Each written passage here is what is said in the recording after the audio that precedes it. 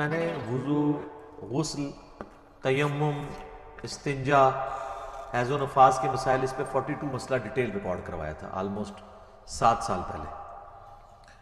اس میں نے بتایا تھا سورۃ المائدہ میں سٹارٹ کے اندر ہی وضو کا طریقہ آیا کہ چہرے کو دھویا جائے، اس کے بعد دونوں ہاتھ کونیوں تک، پھر سر کا مسح اور پاؤں کو دھویا جائے۔ بل یہ پاؤں کے مسح والا اختلاف بھی ہے اپنی جگہ، المصنف ابن ابی شیبہ میں موجود ہے کہ اکرمہ جو تابعی تھے ابن عباس کے شاگرد، وہ پاؤں پہ مسح بھی کر لیتے تھے۔ اس کو زیادہ جھگڑا نہیں بنانا چاہیے۔ تو یہ وضو کا طریقہ قرآن کے اندر ہے، بخاری مسلم میں درجنوں احادیث ہیں، بلکہ مسلم شریف کے اندر تو 1000 سے زیادہ احادیث ہیں وضو، غسل، نماز اور طہارت کے مسائل کے اوپر، 1000 سے زیادہ۔ لیکن یہ آپ کو کہتے ہیں کہ وضو کا طریقہ تو امام حنیفہ نے بتایا ہے،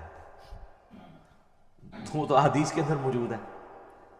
تو آپ بخاری مسلم دونوں میں حدیث موجود ہے کہ نبی علیہ السلام غسل کیسے کرتے تھے۔ امہات المومنین نے روایت کی ہے کہ نبی علیہ السلام جب بھی غسل جنابت کرتے تھے تو آپ علیہ السلام غسل کرنے سے پہلے استنجا کیا کرتے تھے۔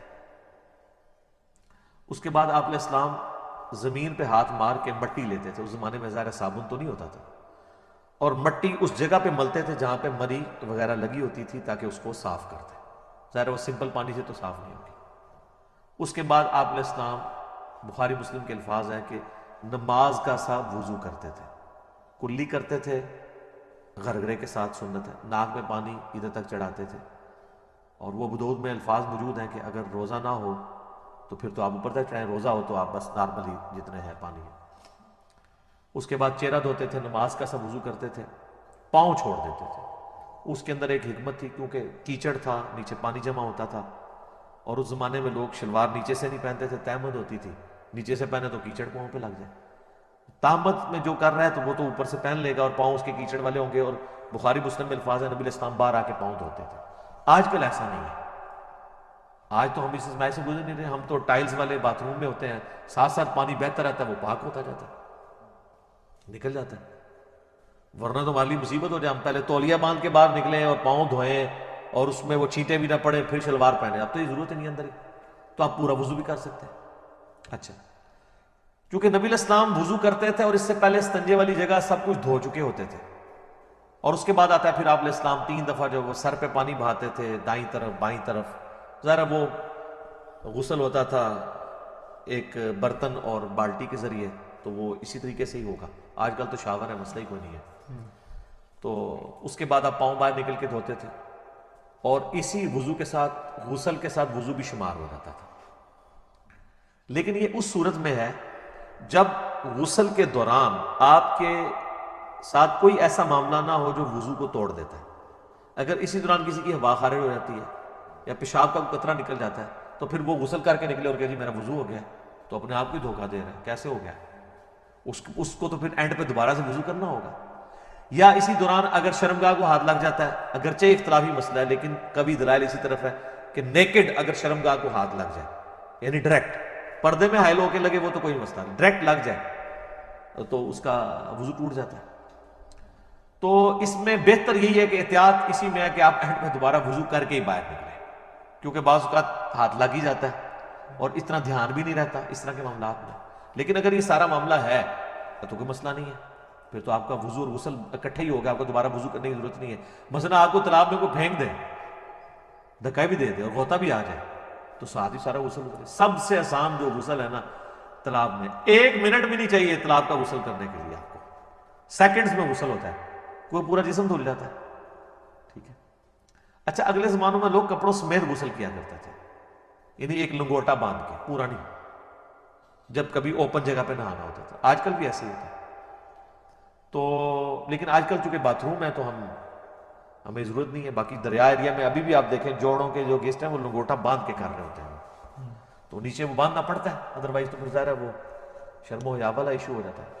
تو پھر اگر ایسی صورتحال ہوگی تو اگر کوئی وضو کے توڑنے والی چیز نہیں ہوئی تو آپ غسل کے بعد آپ کا وضو شمار ہو جائے گا، غسل جنابت ہو جائے گا۔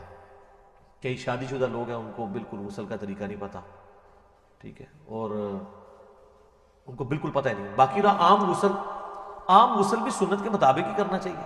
عام غسل ویسے کون سا ہوتا ہے؟ وہ تاری لانا ہے، جڑا گرمی دور کرنا ہے، وہ غسل تو نہیں ہوتا، وہ تو خالی تاری لگانا ہے۔ ہر غسل سنت کے مطابق ہی آپ نے کرنا ہوگا.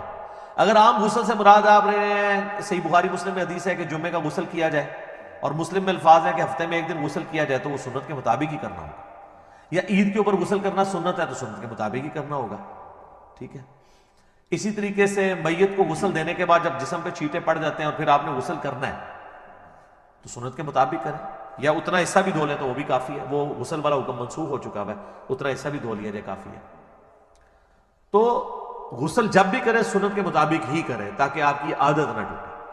بل عام غسل آپ جس بھی طریقے سے کر لیں گے ظاہر ہے اس میں تو پھر کوئی ایسا ایشو نہیں ہے. آپ جب کر کے ازائے وضو پہ جب پانی بہہ جائے گا تو خود بخود آپ کا وضو ہو جائے گا, بشرطے کہ اس دوران کوئی وضو توڑنے والی چیزیں نہ ہوں. اسلامی بہنوں کے لیے میں عرض کر دوں کہ ان کے غسل میں فرق ہے.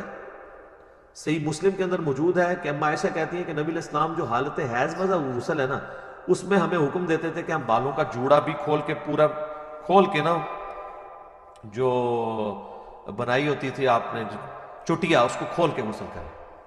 لیکن جو عام غسل ہے غسل جنابت اس میں آپ کہتے تھے بس اوپر اوپر سے پانی بہا لو تو کافی ہے, کیونکہ عورت کے لیے تو تردد ہے, اس کی تو کئی بالٹیاں سر پہ ہی لگ جائیں گی.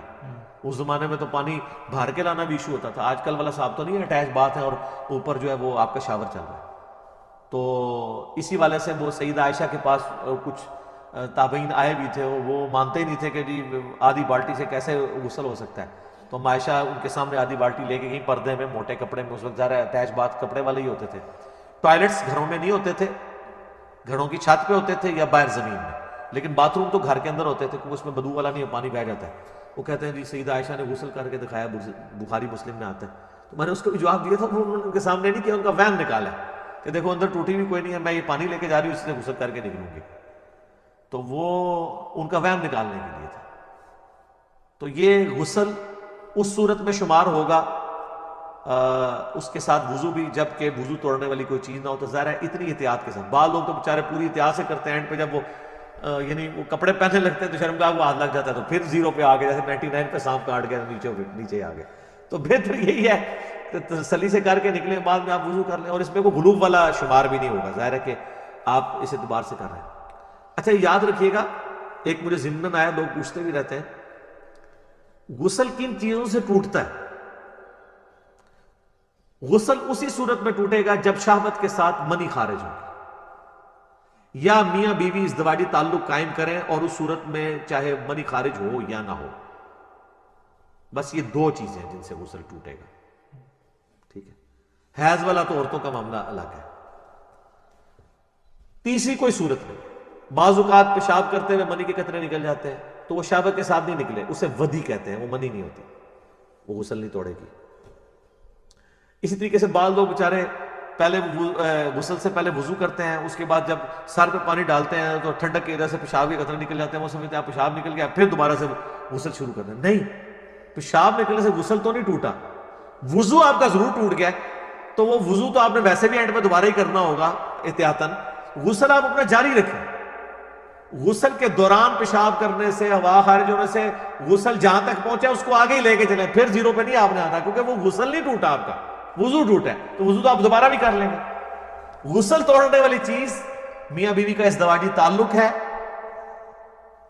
خواہ اس میں منی ہو یا نہ ہو, اور یعنی نائٹ فال یعنی منی کا شہوت کے ساتھ نکلنا, وہ نائٹ فال کے ذریعے ہو یا کسی اور غلط طریقے سے ہو, یعنی میں کوڈ ورڈز میں بات کر رہا ہوں, تو وہ غسل کو فرض کر دے گی. باقی اور کوئی چیز جو ہے نا وہ غسل کو فرض